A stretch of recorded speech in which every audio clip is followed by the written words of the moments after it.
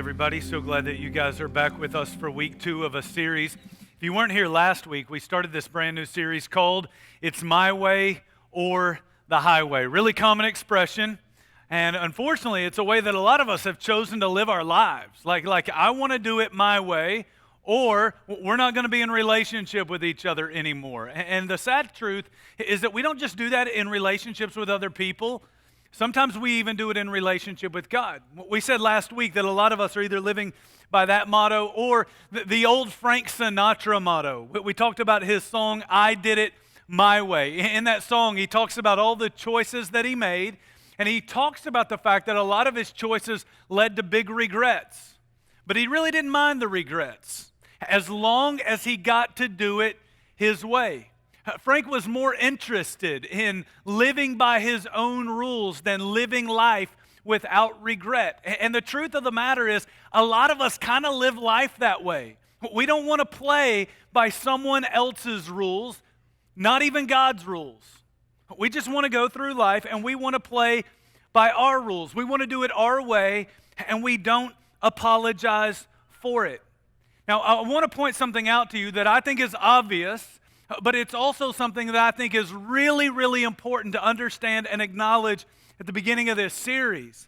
Insisting that things be done our way is a little bit prideful. Can we just all agree on that? Like when we go through life and it's like it's always got to be done my way, that's a little bit prideful. But because suggesting that it's always got to be done my way means that I think I'm always right and everybody else is always wrong, even God. That's prideful. And let me tell you something about pride. Pride will create all kinds of serious problems in your life. In fact, I think that pride is kind of the root cause of this whole my way or the highway mindset that so many of us live by. Now, the question is, what is pride, and do I really struggle with it? And so let me just kind of start here. How many of you would admit that you struggle with pride? Let me see your hands real quick. Okay, all of you struggle with pride that raise your hands. The rest of you, you're so prideful, you wouldn't even raise your hand, okay? Like that's how much you struggle with pride, all right? Like we all struggle with pride on some level. And so let's just get clarity around what pride really is so that we can see this problem in our lives. Pride is an unhealthy attitude that is founded on the belief that I am better, I know better, or I deserve better. Now, I don't want you to raise your hands on this one, but do you ever think like that? Do you ever look at other people and think, I am better than them? I'm better because of the moral choices I make, and the choices they make aren't as good as my choices. I'm better because I'm in church and they're not. I'm better because I'm a follower of Jesus and they're not. I'm better because of the job that I have versus the job they have. I'm better because of how much money I make. I'm better because of the clothes that I wear. I'm better because of the cars that I drive. I'm better because... Do you ever look at other people and think you're better than other people? Do you ever look at other people and think, I know better?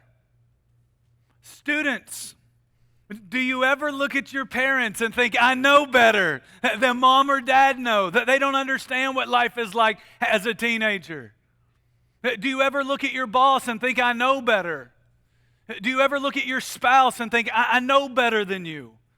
Do you ever look at God and think, I know better? Do you ever think to yourself, I deserve better? I deserve better than what I've been given. I deserve better than what I have. I deserve the job and someone else didn't deserve the job.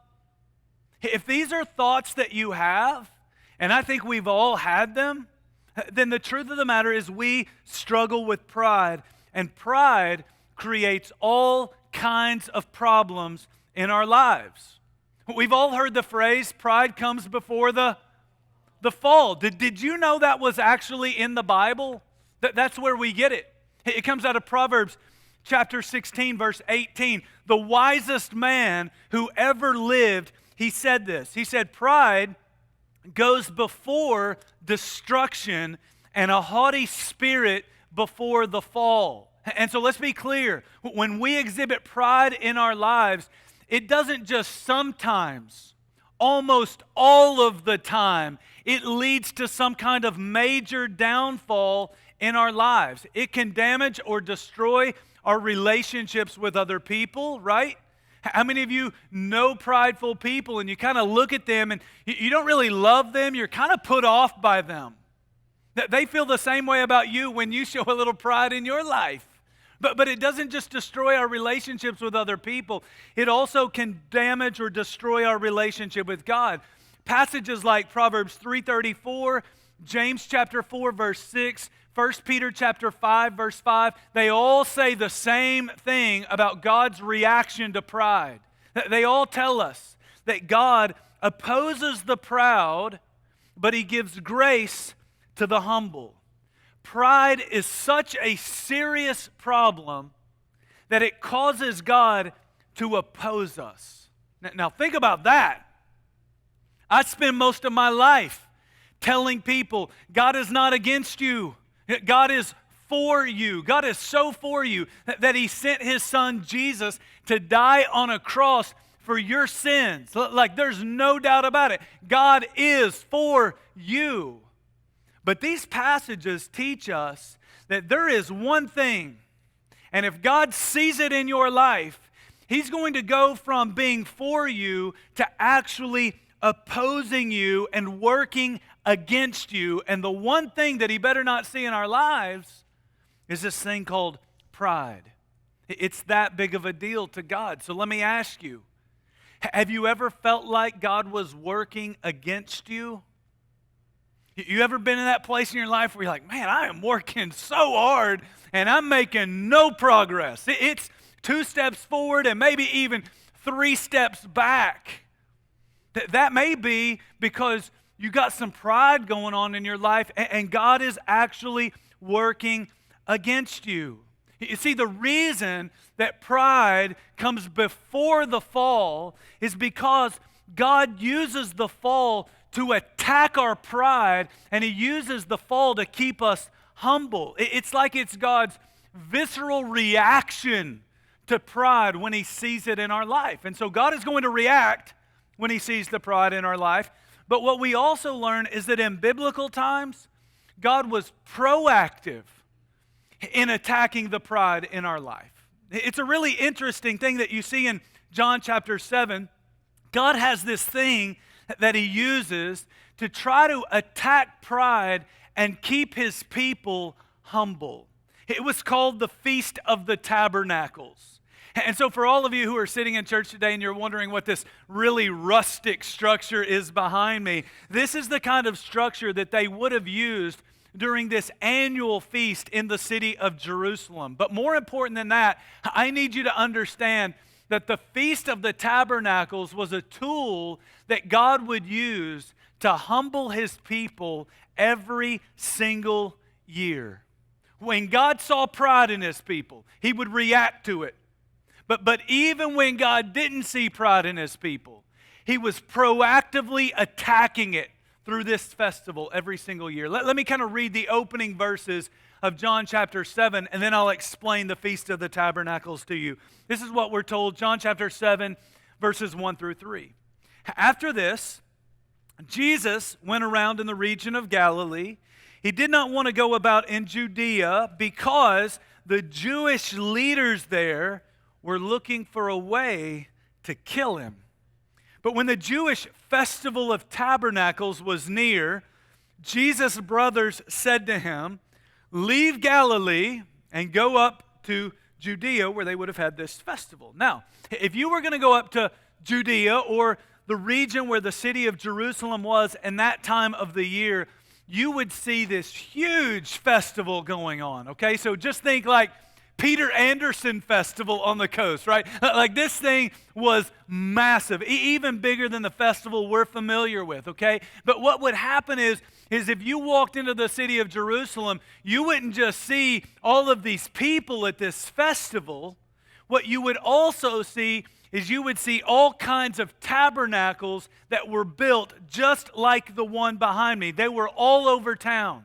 In John chapter 7, Jesus and really everyone in his community, they would have been traveling up to the city of Jerusalem for this annual feast. In fact, we're told by the first century historian, a man named Josephus, we're told that the Feast of the Tabernacles was the holiest and the greatest of all the Hebrew feasts. Okay, so this thing was a really big deal to the Jewish people. In fact, it was such a big deal that if you were a Jewish male and you lived within 20 miles of the city of Jerusalem, you were required by Jewish law to attend this festival. And so people would come rolling up into town. But this festival was a little bit different than the Peter Anderson Festival, okay? So I got to help you understand. Like, when I go to the Peter Anderson Festival, like, I kind of wake up on a Saturday morning and I kind of say, hey, man, let's go grab some brunch or something downtown. And then we kind of start walking down Government Street, maybe up and down Washington Street. And then we kind of hop in the car and we leave. And I'm like back home by like 2 o'clock, okay? It wasn't this way with this particular festival, okay? This festival lasted an entire 7 days, okay? And so on day one, all these people would come rolling into the city of Jerusalem, and on the very first day, they would build a tabernacle just like the one behind me. They would go out and they would gather like 3 different kinds of wood and all of these branches, and they would spend the first day constructing a tabernacle that they would live in for an entire 7 days, okay? So they didn't roll into town and say, I got me a room booked over at the Roost, this little cool boutique hotel, okay? It wasn't like that. They didn't call up and reserve something at an Airbnb or a bed and breakfast. They literally would come into town and they would make themselves a tabernacle or a booth where they would live for the entire week. The city of Jerusalem was literally transformed into this massive campground, okay? If you're younger, just think fire festival, okay? That's what it would have been like in that day and in that time. Now, this wasn't just a festival that served the purpose of entertainment, okay? This festival served a much greater purpose in their life. It actually served a spiritual purpose in their life. This 1 week, every year, was to serve as a reminder of the days when their ancestors wandered around in the wilderness for 40 years. Now, I want you to think about this. If you grew up in church, a lot of us have heard these stories about the Israelites and how they were in slavery in this place called Egypt, and God used Moses and delivered them miraculously from slavery, and then they were in pursuit of this thing called the Promised Land. But because they disobeyed God, they ended up wandering around in the Promised Land for 40 years. We've heard those stories if we've been in church for a long period of time. But did you ever ask yourself, where did these people live for 40 years? That they're in a wilderness area. There weren't hotels. There weren't homes to live in. These people, during this 40-year period, they would construct shelters just like the one behind me, and they would live in those as they traveled around, following God en route to the Promised Land. The only thing that saved these people or sustained these people during this time was God Himself. God didn't just provide people with food and water. God was the only thing that protected these people from the elements, because the structures that they were living in, they were really, really lousy structures. And so when they would build these tabernacles, okay, they literally reconstructed the tabernacles during the feast just like they would have constructed them when they were out in the wilderness. In fact, they had a building code. And the building code said you have to leave little gaps, little holes in your roof. In fact, you have to be able to see the stars at night through the ceiling of your structure, all because you need to remember just how dependent you really are on God. Not just for your food and water, but for your protection from the elements. Now, how many of us would ever build a structure for our families and then say, hey, let's leave some holes in the roof? None of us would do that. All you engineers and contractors and architects, you're like flipping out. None of us would ever do that. But they did that intentionally because they needed to remember that they were depending on God to protect them from the elements, rather than depending on themselves and their own abilities. And that is the challenge for so many of us. We have become so independent that there is almost no sense of dependence on God. And when we get to that place, pride starts to creep into our lives. You go through life saying, I'm more than capable of taking care of me and my family. I'm more than capable of protecting my family and providing for my family. And it becomes really hard for you to even see why you need God in your life. God may do something for me in eternity, but He's not going to do anything for me on this earth. And what ends up happening is pride creeps in, and we start taking credit for all the good things in our lives, and we start blaming God for all of the bad things in our lives. The Feast of the Tabernacles wasn't just a week-long festival. It really was an attack on their pride. It was designed to keep them humble and to remind them that you need God in your life more than you even realize. And so let me ask you, as you think about your own life, if God woke up tomorrow and said, I see so much pride in you, I am done with you. This relationship is over. How would your life change? Would it change at all? Is there any sense at all in which you feel a real need for God in your life on this earth? Or are you kind of cruising through life and everything is so good and so fine that honestly, deep down inside, you know it sounds arrogant. You know it sounds prideful. But in real life, you're just kind of living life as though you really don't need God. I think there are a couple of seasons in our life where our need for God is really, really obvious, right? You get a diagnosis from the doctor, God, I need you. You lose your job. You got bills to pay. You got creditors calling. God, I need you. A couple of times in your life where it might be obvious. But most of the time, it's not so obvious. Because what I know about you, what I know about me, is that most of us are successful. Most of us feel very, very secure. Most of us are settled down. Most of us, we have everything that we need and almost everything that we want. And if that's life for you, why do you need God? Why do successful people need God?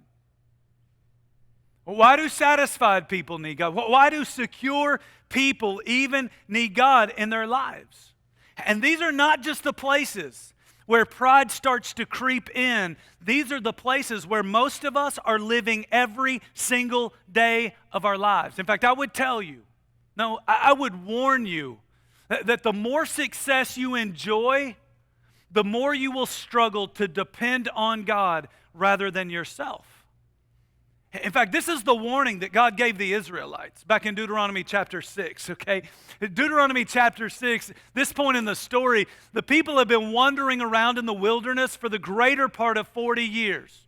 They've been living in structures just like the one behind me. But now they're almost out of the wilderness, and they're getting ready to move into what God called the Promised Land.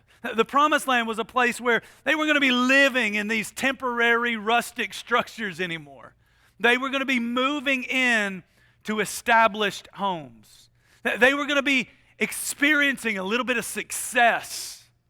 They were going to enjoy all kinds of great food. But right before all of this happened, right before they go into the promised land, God warned them, and this is what he said, Deuteronomy 6, verses 10 through 12. When the Lord your God brings you into the land he swore to your fathers, to Abraham, to Isaac, and to Jacob, to give you a land with large, flourishing cities you did not build, houses filled with all kinds of good things you did not provide, wells you did not dig, and vineyards and olive groves you did not plant. Then, when you eat and are satisfied, be careful that you do not forget the Lord who brought you out of Egypt, out of the land of slavery. So for 40 years, these people had been wandering around in the wilderness. For 40 years, they had been depending on God for food and water and for their shelter. And now what's getting ready to happen is the people who live in the land, God is getting ready to defeat them and destroy them and drive them out. And then he's going to give their cities and their houses and their wells and their vineyards and olive groves to his own people. And right before that happens, he says, you guys need to be careful because you may not need me like you did before, but that doesn't mean you don't need me at all. And this is the struggle for us. We find ourselves kind of settled down. We're living a life that's marked by success. We find ourselves in a place where we have everything we need and almost everything that we want, and that's when that pride starts to creep in and we become dependent on self and we forget all about God. And so every single year, people from all walks of life, people from every single profession, the educated and the uneducated, they all converged in the city of Jerusalem for 1 week every single year. They were all equal, they were all vulnerable, and they all needed God. And that's why they had the Feast of the Tabernacles. Now, we're in John chapter 7, and the reason this is so important is because in John chapter 7, the people around Jesus, they are incredibly prideful. But the good news is, it's time for the festival. And the festival is going to serve its purpose, and God is going to use the festival and his son to drive the pride right out of his people. Listen to what he says in John chapter 7, verses 3 through 9. Jesus' brothers said to him, "Leave Galilee, Jesus, and go up to Judea, so that your disciples there may see the works you do. No one wants to become a public figure, acts in secret. Since you're doing these things, Jesus, you need to show yourself off to the world." For even his own brothers did not believe in him. That's important. Therefore, Jesus told them, "My time is not yet here. For you, any time will do. The world cannot hate you, but it hates me because I testify that its works are evil." You go up to the festival. I'm not going up to this festival because my time has not yet fully come. After he said this, he stayed in Galilee. Now, I want you to catch this, okay? Here these people are, and they're getting ready to make the journey up to the city of Jerusalem, and they're going to go up there so that they can remind themselves of how much they need God in their lives. And yet, right before they go, they're hanging out with Jesus, and they're having a conversation with Jesus, who is God. And so you don't really need to go up to the festival to remind yourself that you need God unless God is standing right in front of you, performing miracles for you, teaching truth to you, and you see no need for Jesus in your life. These people around Jesus, they really are incredibly prideful. In fact, if you go back to verse 1, you see that the Jewish leaders are really, really prideful. We were told in the first verse that they were looking for a way to kill Jesus. Jesus, we don't need you. We know better than you. We are more than capable of running this religious system without God being a part of it. They don't need God. They're so prideful, they think they're going to kill God. They're sitting there in verse 1 saying, we assume that we know who deserves to live and who deserves to die. If that's the way you think, you're really, really prideful. Okay, but it's not just the Jewish leaders who are prideful. Jesus' own brothers are incredibly prideful. They think they know better. They're looking at Jesus and they're like, that's just our dumb brother. That's not God. We know him. We know better than him. And so what they do is they come to Jesus and they say, Jesus, what we're going to do is we're going to help you with your marketing plan. Okay? But because you need our advice, you need a little bit of help. They're looking at the crowds in John chapter 6 that were following Jesus, and they go, man, back in the day, Jesus, like you had like 20,000 people following you, and then you did it all wrong, and now you've whittled your crowd all the way down to only 12 people. And so in verse 3, they basically tell him he's doing it all wrong. Then in verse 4, they say, no one who wants to be a public figure acts in secret. Jesus, you need to show yourself off to the world. And what they see is they see this festival, this large gathering of people as the perfect opportunity for Jesus to get his crowd back.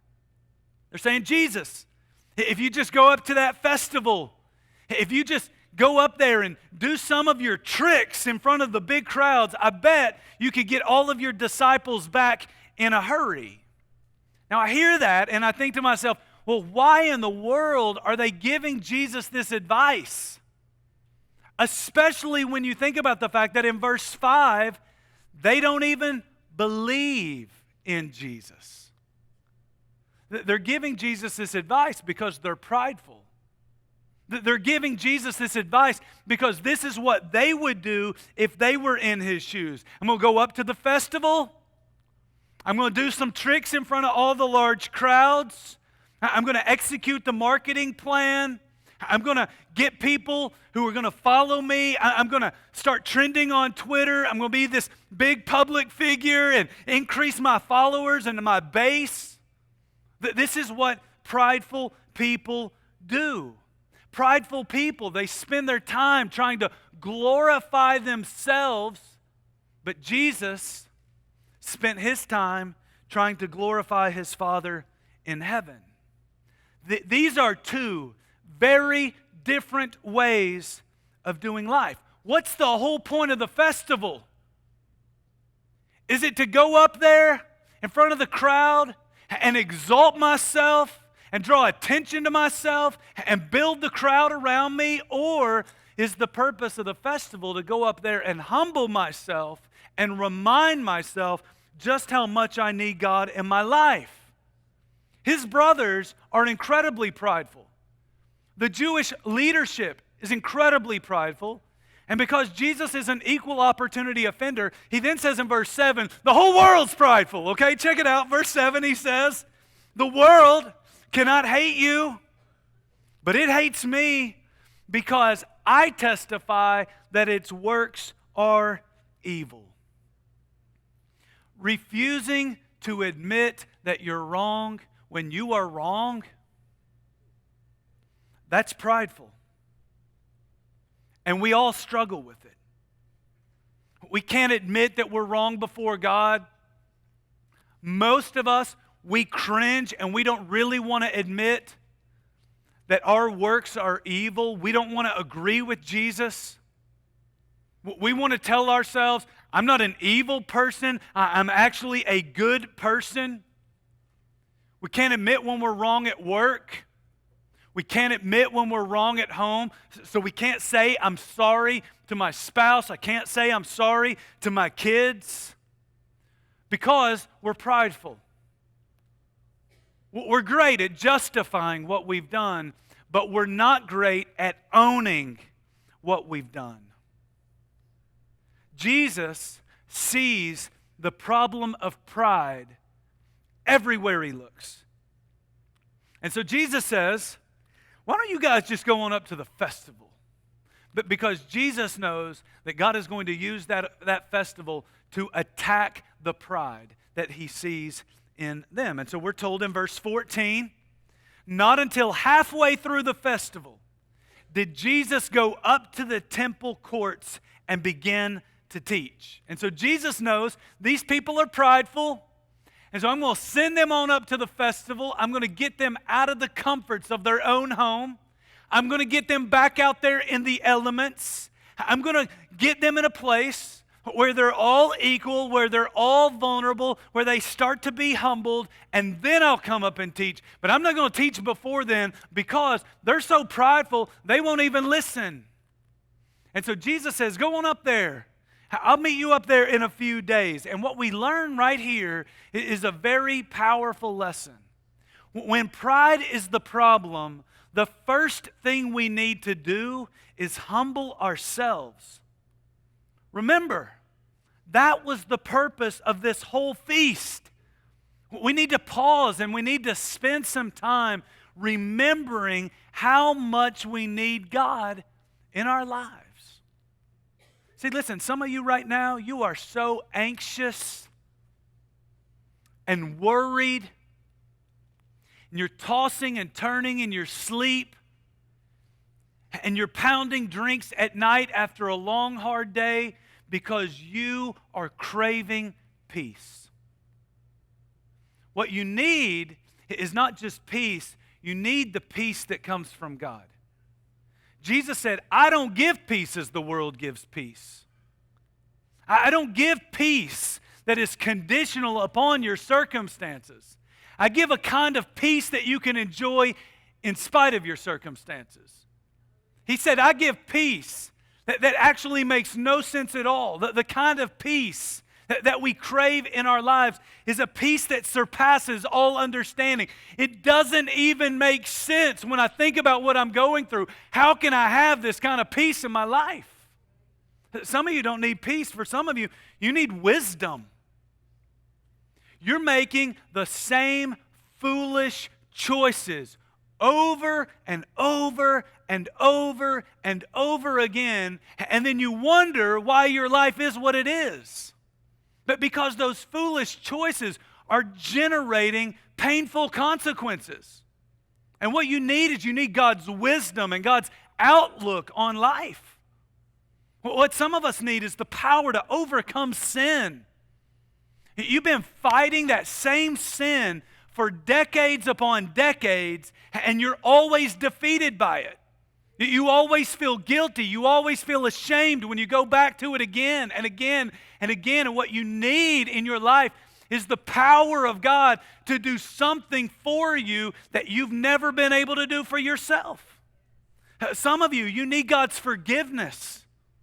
God is ready and able to forgive you by trusting that His Son Jesus died for you. But you're going through life and you feel beat up, you feel ashamed, you live with a constant guilt trip. God doesn't want you to live that way. You need God's forgiveness. Some of you, you need God's truth. You don't know the right thing to do, and you're trying to figure it out, so you need God's truth. Some of you, you do know the right thing to do, but you don't have the courage to do it, and so you need God's courage. What did He say? I've not given you a spirit of timidity, but a spirit of power and a spirit of love and a spirit of self-discipline. We need God in our lives more than any of us could ever imagine. But because we're just like the Israelites. We're one disastrous decision away from wandering around in the wilderness all over again. And so what we have to do as people is we got to say, man, I've got to humble myself. Listen to me. I'm not preaching this message every year. Okay, they had to go to the tabernacle every single year. I'm not teaching it every year. You got to learn this lesson and we've got to humble ourselves. But the other piece of it is we got to stop glorifying ourselves and we got to start glorifying God just like Jesus did. Listen, that's the whole point of Jesus' teaching down in verse 18. Jesus sees the pride in people. It's halfway through the festival. People are starting to get a little humble. He shows up. He starts teaching, and you know what they do? they start talking about how great Jesus is. Man, Jesus, you're a great teacher. Never heard anybody like you, dude. You are brilliant. But instead of becoming prideful and drawing attention to himself, Jesus modeled for them a spirit of humility, and he drew attention to his heavenly Father. John chapter 7, verse 18, Jesus said, whoever speaks on their own does so to gain personal glory. But he who seeks the glory of the one who sent him is a man of truth. There is nothing false about him. You know what Jesus is saying? Jesus is saying that people live their life in one of two ways. You will either live to glorify yourself, or you will live to glorify God. And so in a day and time of social media, TikTok, Snapchat, Facebook, Instagram, the tendency to glorify ourselves is a rapidly growing problem in our world. People today love to glorify themselves. And Jesus knows that when you do that, when you start to become prideful, when it's always all about you, it's going to make it really hard for you to have a meaningful relationship with other people and for you to have a meaningful relationship with God. And so what's it look like for us to humble ourselves and glorify God?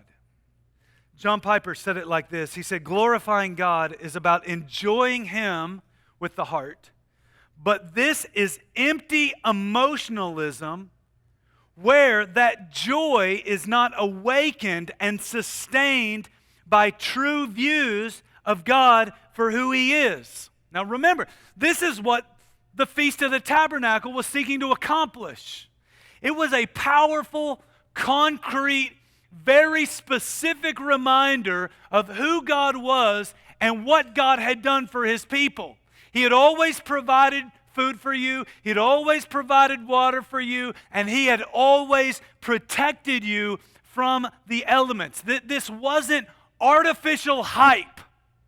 This wasn't, let's just kind of talk about the glory of God and how great God is, but I can't point to specific examples of how God has been great to me in my life. That's not what they're doing. They're saying we're going to look back on our lives and we're going to see very clearly who God is and what God has done for His people. And that doesn't just humble me, that glorifies God all at the same time. And you and I, we have to do the same. We got to get clarity around who God is. We got to get clarity around what God has done. We have to remember where we've been. And I don't like to think about where I've been. We got to remember where we would be if it weren't for God's grace and mercy in our lives. We got to remember how God has protected us and how God has provided for us. We've got to remember how God has delivered us, how He has forgiven us, and how He has changed us. That's what it looks like to glorify God in a way that is genuine rather than in a way that is full of empty emotionalism. Or, if we want to make it even more simple than that, we could just go back to what John said just a few chapters earlier in this book. Not John, the guy who wrote the book, but this guy named John the Baptist, who was out in the wilderness with Jesus early on in His ministry. There's this scene in John chapter 3, right around verse 30, where John is hanging out as a spiritual teacher, and he's got a big crowd following him. And here's Jesus, and Jesus has a crowd following him. And all of a sudden in John chapter 3, everybody in John's crowd starts leaving John, and they start going and being a part of Jesus' crowd, and they say, we're not going to follow John, we're going to follow Jesus. Somebody comes to John, and they say, John, what are we going to do about this? But because everybody's leaving you, and everybody's going over to Jesus. And John responded, and he said this about Jesus in John 3, verse 30. He said, He, speaking of Jesus, He must increase, and I must decrease. Jesus must become a much bigger deal, and we need to become a much smaller deal. And so can I ask you as we wrap it up today, do you draw attention to yourself, or do you draw attention to Jesus? Is it all about Him, or is it all about you? Are you struggling with pride, or are you walking in a spirit of true humility because you know how much you need God in your life? Will you pray with me? God, we just pause and we confess together as a group of people that we are prideful. God, I pray that this message would accomplish in your people exactly what the Feast of the Tabernacles accomplished for your people back in the first century. I pray, God, that this message might humble us, drive pride out of us, and drive us to glorify you in ways that we never have before. And I ask it all in Jesus' name. Amen.